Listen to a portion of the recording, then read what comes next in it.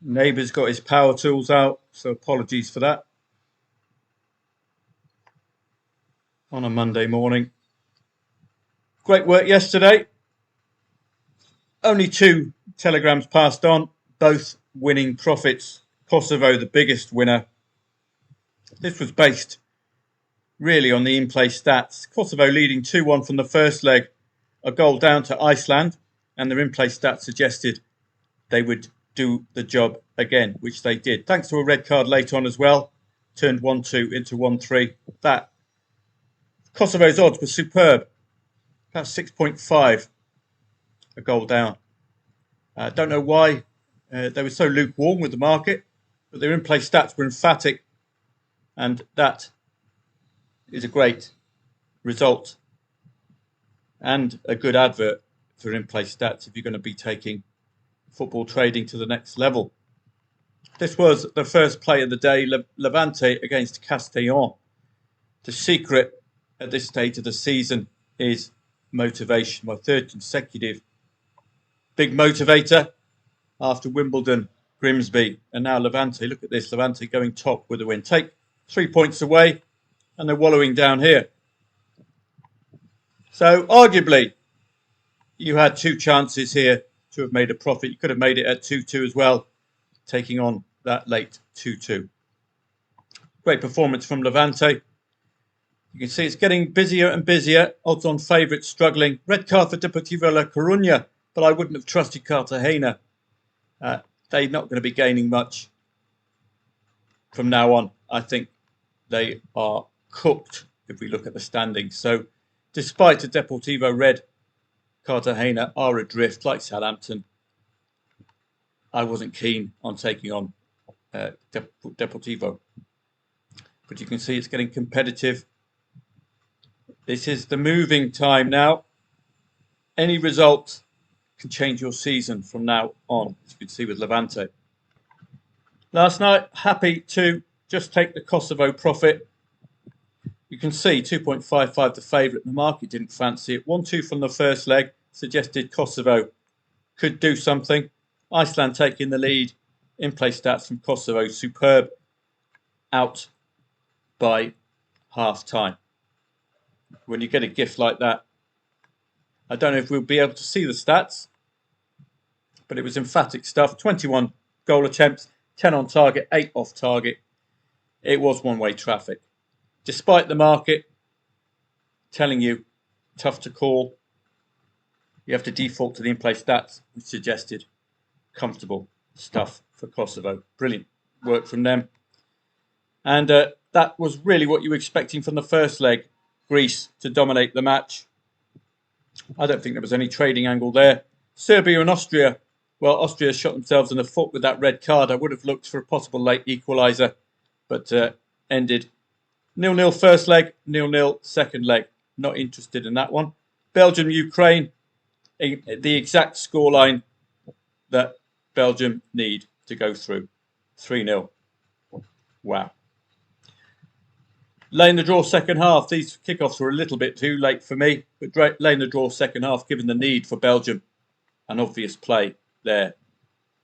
Those of you wise enough to go for the straight 3-0, whoa, you'd have been amply rewarded.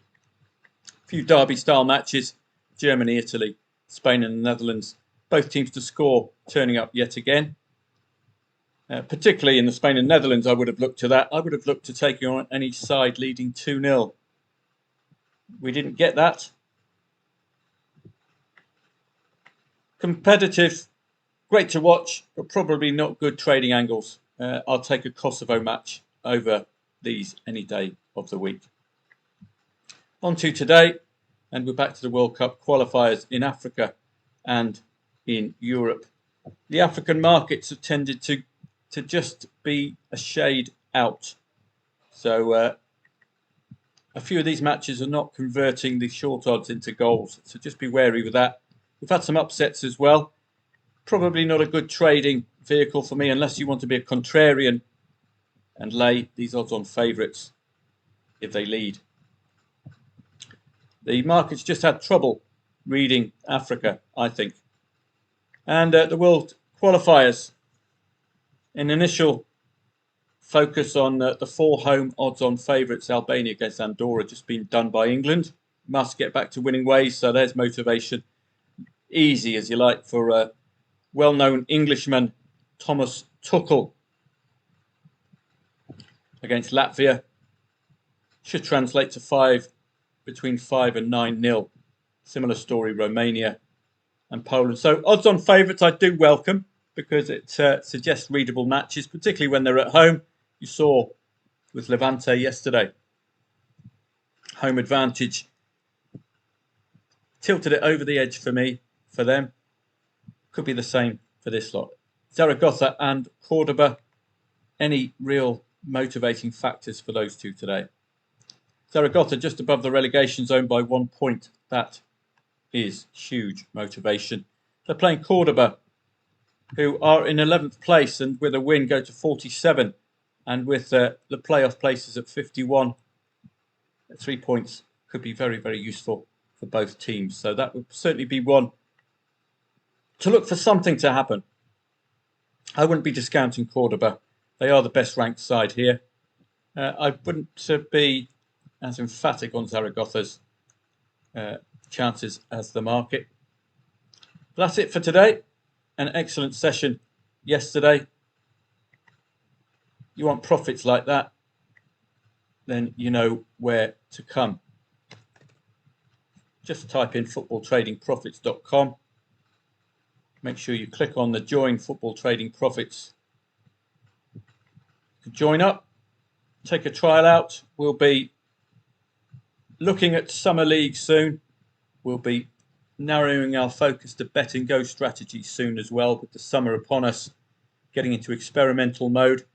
We'll be doing some looking into other trading techniques, see whether there's rules-based trading strategies, because I'm reacting to events. I'm not preempting them.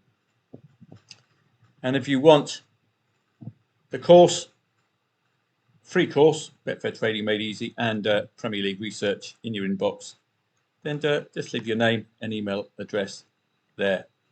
Day off for me normally. It's an interesting evening. I'm not too enamoured with so many short price favourites unless the underdogs can do a number. Africa, probably not going to get much attention from me. Just a bit worried that the market's having trouble reading the matches. So it's difficult for us to get a gauge pre-match. Have to divert to the in-play stats. Have a great day. I will see members again tomorrow as the international break continues with even more African qualifiers, World Cup qualifiers in Europe as well, and Asian qualifiers throughout the early morning and early afternoon. So then we'll get back at the weekend to business. Or do we have business? I don't think I could see an English Premier League there. English Championship. So that suggests we might be having a cup weekend, which it looks like we are, English FA Cup. But we've got plenty of these peripheral leagues.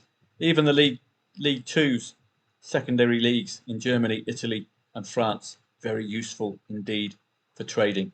So it looks a nice busy Saturday, but shorn of the Premier League. So just be wary of that. Saturday and Sunday, if you're expecting research from me on the Premier League, you're not going to get it. So looking forward to that.